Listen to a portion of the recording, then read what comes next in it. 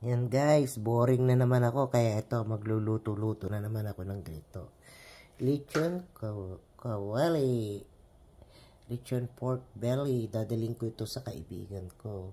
Kasi kung magluluto ako at ako lang ang kakain, hindi masarap kumain. Kaya eto, dadaling ko doon tapos magsalo kami kakain na dalawa. Ayun, mas masarap pag kami kaharap ka.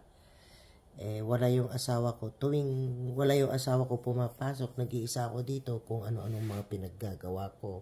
Ayan, dahil hindi naman kumakain yung asawa ko. Pwede tikim lang ng konti asawa ko, pero hindi gaano yan. Kaya, pagka nagluluto ako, ganito, hindi para dito sa loob ng bahay, dadaling ko ito sa kaibigan ko. Yan, doon kami kakain mamaya, iniintay niya ako.